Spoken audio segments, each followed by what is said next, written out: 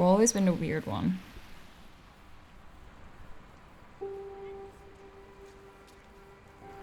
I think I've always been like the outsider. I always had those really big dreams of leaving Norway, because my dream would never come true here.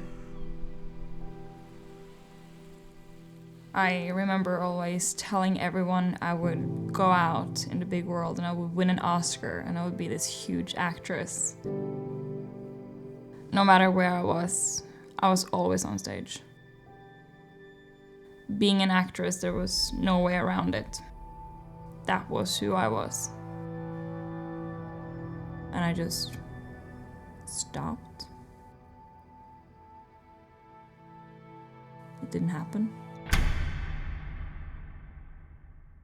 I had this boyfriend and I had a quite good life.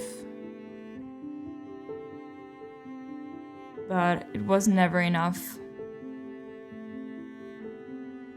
I always felt like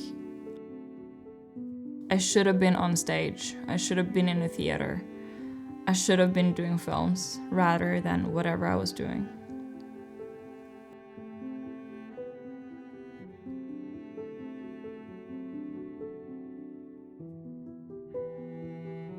In 2020, when the pandemic hit, that's when I realized that I didn't really have anything to lose giving it a shot.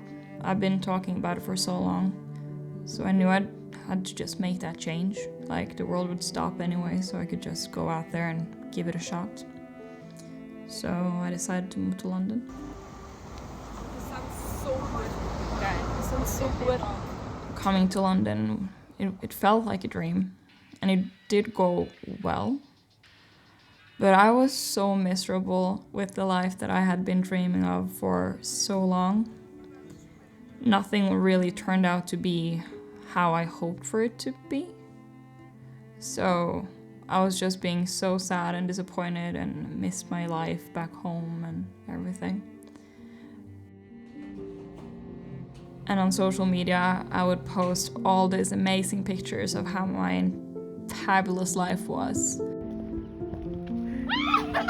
So, behind the scenes of my pitch perfect Instagram, it was basically me just wanting to go home. Hating the city that I thought I loved so much, and hating the situation I dreamed of for 26 years.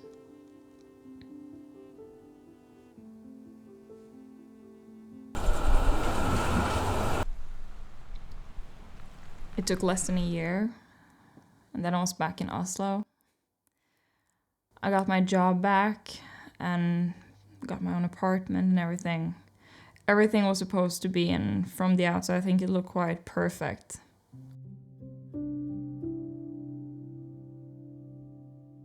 I think along the way there, I lost my entire personality and identity with not succeeding in London.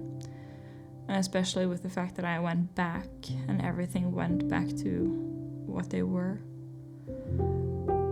I think I feel like I failed myself, failed the dream.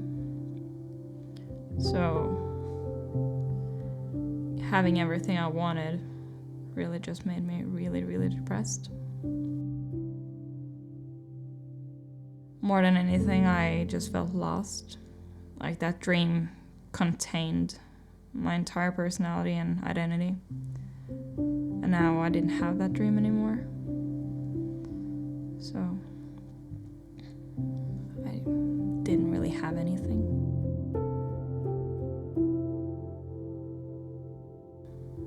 It was just me without that dream.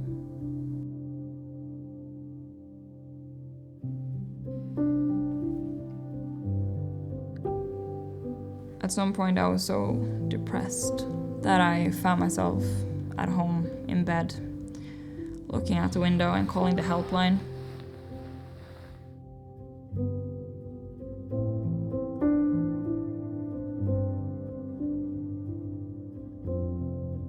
I didn't know what to do.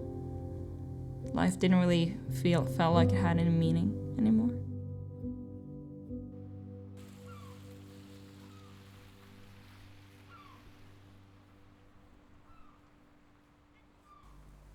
then at some point in here, I got promoted to get my, I guess, second dream job.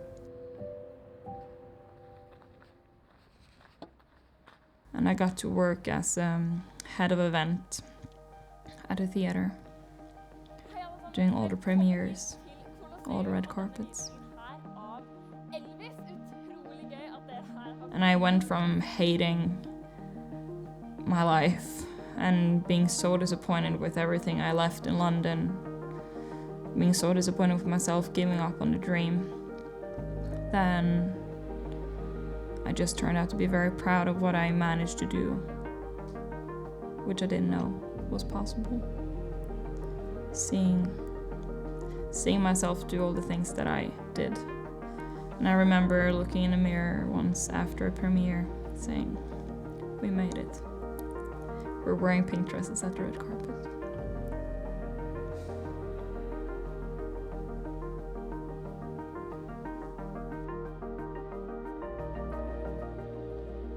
My name is Mathilde, and this is my chapter 2.